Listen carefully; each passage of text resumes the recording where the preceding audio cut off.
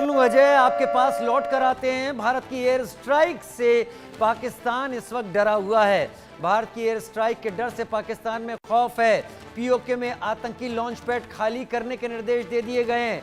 आतंकियों को शेल्टर और बंकरों में रहने के निर्देश दिए हैं। सारे लॉन्च पैड खाली करने के लिए पाकिस्तान निर्देश दे चुका है। आतंकवादियों से कहा है कि वो बंकरों में रहें, शेल्टरों में रहें, वो बाहर ना निकलें, लॉन्च पैड में ना रहें, क्योंकि डर इस बात का है कि भारत एयर स्ट्राइक यहां पर कर सकता है। लिहाजा पाकिस्तान ने जिनको इतना पैसा लगाकर ट्रेन किया है भारत में खून खराबे के लिए, जिसके लिए पाकिस्तान ने अपनी जनता को भूखा रखा है, उसको चीज़ें नहीं मिली हैं, मैसर नहीं हुई हैं, आटा या खाने की चीज़ें, लेकिन आतंकवादी ज़रूर यहाँ पर ऐश से अपनी ट्रेनिंग करते रहे हैं। उनको बचाने के लिए पाकिस्तान ने उसको लॉन्च पैड से हटा दिया है और अब बंकरों में जाने के निर्देश दे दिए गए हैं। हालांकि भारत अब मानता हुआ नहीं दिख रहा। अब पाकिस्तान को भी समझ में आ रहा है। अजय जांड्याल मेरे साथ जुड़े हुए हैं इस वक्त। अजय, ये पाकिस्तान का अपने टेररिस्ट को इंडिकेशन कि अब आप बाहर ना रहें, आप बंकरों में रहें, क्योंकि अगर बाहर रहे तो भारत इन आतंकवादियों को वहां पहुंचा देगा जिसके लायक है।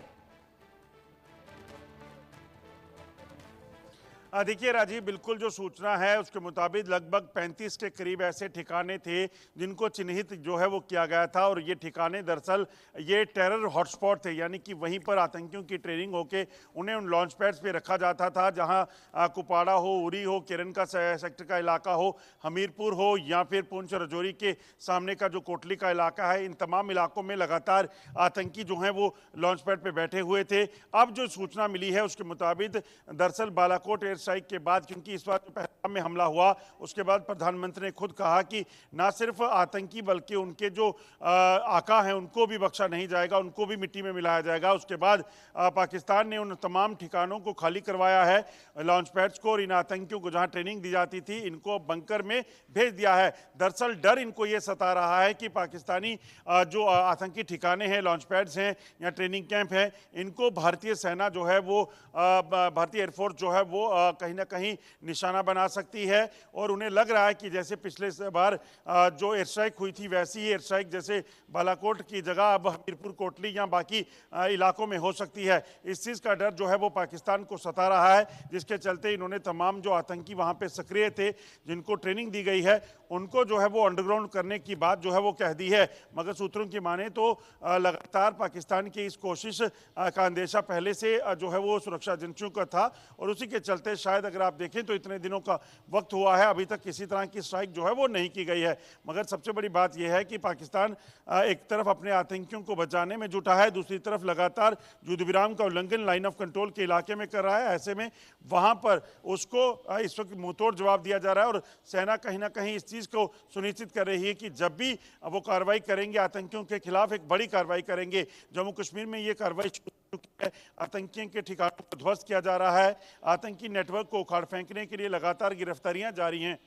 और यह भी जानकारी सामने आई है अजय कि कई जगहों पर जम्मू कश्मीर पुलिस, सीआरपीएफ ये विशेष चौकियां बनाकर अब चेकिंग शुरू कर चुके हैं। इसके साथ ही केरन और गुरेज में जो पर्यटन स्थल हैं सेक्टर में, उन्हें भी बंद कर दिया गया है।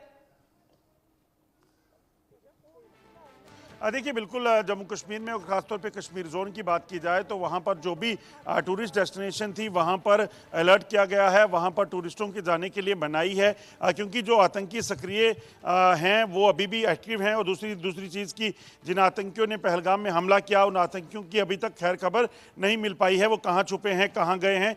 ऐसे में इस चीज़ को देखा जा रहा है कि कहीं और कोई हमला जो है वो अंजाम ना आतंकी ये दे दे। इसके चलते कुछ टूरिस्ट डेस्टिनेशन जो है उनको बंद कर दिया गया है एहतियातन, ताकि कोई भी यहाँ पे कोई नुकसान जो है वो आतंकियों जो है वो ना कर पाएं। वहीं दूसरी तरफ जो है जो लाइन ऑफ कंट्रोल के गांव हैं या फिर लाइन ऑफ कंट्रोल पे सेना की तैनाती है, उनको हाई अलर्ट पे रखा गया है, ताकि किसी भी तरीके से जम्मू कश्मीर में मौजूद आतंकियों को सफाया भी किया जा सके।